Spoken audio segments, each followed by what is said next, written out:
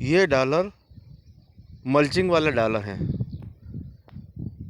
अगर खेती करना है तो इस प्रकार से करिए, आपको डॉलर का भरपूर उत्पादन मिलेगा। आपको कुछ नहीं करना है। आप देखो कितना जोरदार डॉलर खड़ा है, देखो पूरी गैप मिल गई। अभी तो और भी बड़े होंगे, अभी तो फूल आ रहे हैं। देखो कितना कितने देखो बेहतरीन, देखो कितना उत्पादन देगा डॉलर। देखो कितना जोरदार खड़ा डॉलर। देखो ये सब मल्चिंग वाला डॉलर है।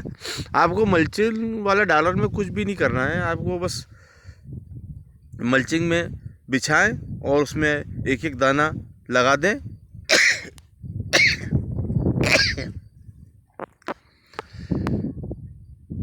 तो आपको क्या है कि एक नंबर डॉलर उत्पादन में होगा। इस प्रकार से डॉलर की खेती करिए। डॉलर की खेती करने के लिए आपको कोई ज़्यादा मेहनत नहीं करना है। आपको सबसे पहले खेत की जुताई कर दीजिए, फिर रोटेवेटर कर दीजिए, फिर आप उसको बेड बना लीजिए। बेड बनाने के बाद आप मल्चिंग पेपर और ड्रिप दोनों बाज़ार से ख़रीद लें। उसके बाद आपको सबसे पहले ड्रिप को बिछाना है। एक बेड पे दो ड्रिप बिछाना है आपको, 2 ड्रिप एक बेड पे। जैसे कि यहाँ पर देखो, ये एक ड्रिप आपको दिखेगी यहाँ पर, ये अंदर है थोड़ा सा। ये देखो एक ड्रिप तो ये पड़ी लगी हुई है ना। और एक ड्रिप आपको इस साइड से दिखाता हूँ। आपको 2 ड्रिप एक एक बेड में बिछाना पड़ेगी। देखो एक ड्रिप इस साइड से मैं आपको दिखाता हूँ। देखो एक ड्रिप इस साइड से, ये देखो एक ड्रिप इस साइड से आपको दिखाया है। ये देखो आपको दिख नहीं रहा होगा, ये ड्रिप है, देखो ये वाली ड्रिप है ना। उसके बाद देखो बीच में बिल्कुल सूखा पड़ा है, बस पानी देना है। तो पानी का भी इसमें बहुत बचत होगी। पानी सिर्फ चने को ही, डॉलर चने को ही मिलेगा और डॉलर चने का उत्पादन भरपूर आएगा। मिनिमम इसका उत्पादन 1 बीघा में मान के चलो, ये अभी हमने फर्स्ट प्रैक्टिकल किया है, पहली बार बोया हमने चना। इसका उत्पादन मान के चलो तो 10 से 12 कुंटल तो निकलना चाहिए। अब देखते हैं, देखिए इसके बाद में क्या होता है, कितना उत्पादन मिलता है हमें, तो फिर हम आपको बताएंगे। चना काटते समय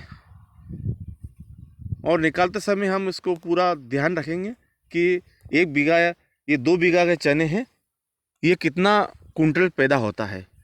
तो इससे आपको एक अंदाज़ा लग जाएगा कि आपको मल्चिंग वाले चने में फ़ायदा है कि नाई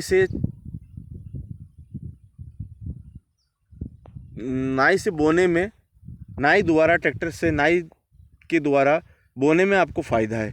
किस चीज़ में आपको फ़ायदा है वो मैं आपको जानकारी दूंगा। मेरी तरफ से जो भी जानकारी दी है उसमें मैंने कोई गलत जानकारी नहीं दी है। मैं मेरे खेत का ही आपको जानकारी दे रहा हूँ और मैंने खुद प्रैक्टिकल किया है।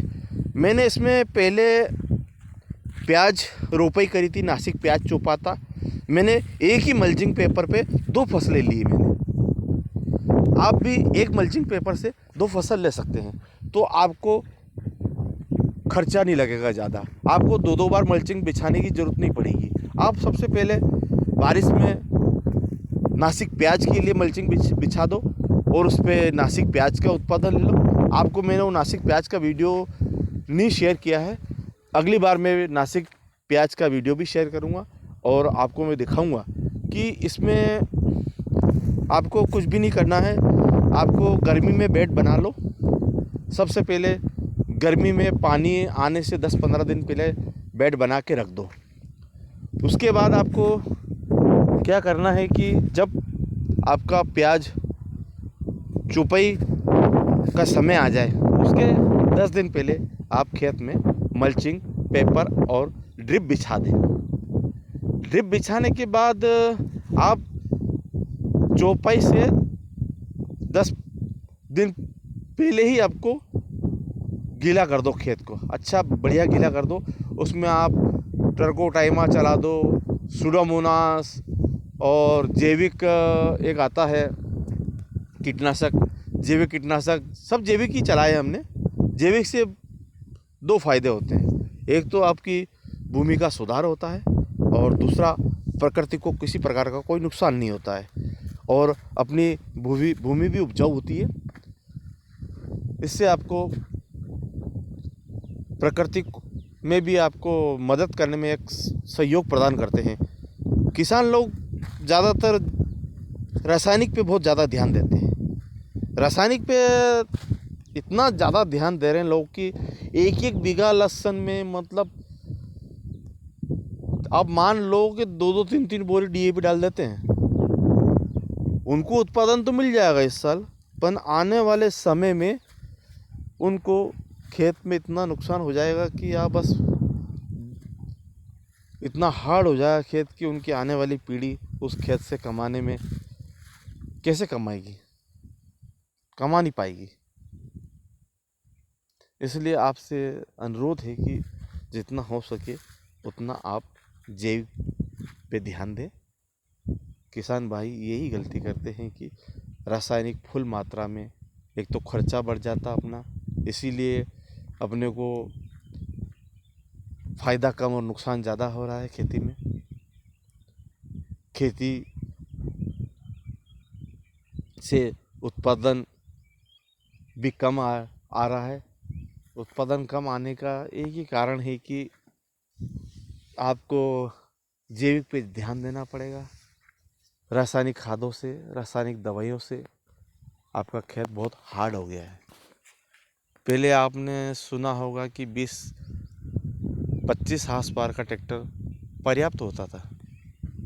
25 हार्स पावर का ट्रैक्टर पर्याप्त होता था। अब आपको 50-50 हार्स पावर के ट्रैक्टर खरीदने पड़ रहे हैं। क्यों? कभी आपने सोचा कि इतना मतलब बड़ा ट्रैक्टर की ज़रूरत क्यों पड़ रही है? पहले तो 25-22, 25-11 इनसे ही अपना काम चल जाता था, इनसे अपन खेती कर लेते थे। पर आपने बिल्कुल भी दिमाग नहीं लगाया। आपने क्या, हमने भी नहीं लगाया, किसी भी किसान ने सोचा नहीं कि इतना बड़े ट्रैक्टर लाने की क्यों ज़रूरत पड़ रही है। हमारे पूर्वजों ने तो कभी भी इतना ट्रैक्टर का देखा ही नहीं था। बस 2 बैल और वो बखर चलाते थे, बैल के 2 बैल करके उसमें बखर से जोत देते थे, उसी से फसल कमाते थे। और इतनी मतलब सॉफ्ट ज़मीन थी, इतनी मतलब सॉफ्ट का क्या बताऊँ आपको, मेरे को इतनी पोची ज़मीन थी कि बस आपको कोई दिक्कत नहीं आती थी। अब तो बहुत ही हार्ड हो गई ज़मीन। इसलिए आप कृपा करके जैविक पे ज़्यादा फोकस करें, जैविक पे ज़्यादा ध्यान दें। आपको शुरू में थोड़ा सा उत्पादन का फ़र्क पड़ेगा, परंतु उसका 2-3 साल बाद बहुत ज़्यादा फ़ायदा होगा।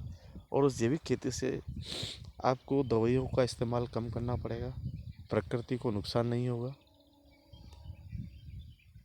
और प्रकृति को नुकसान हुआ तो प्रकृति हमको भी नुकसान पहुंचाएगी। प्रकृति कैसे नुकसान पहुंचाएगी कि जैसे किसी भी समय बारिश होना, किसी भी समय ओलावृष्टि होना,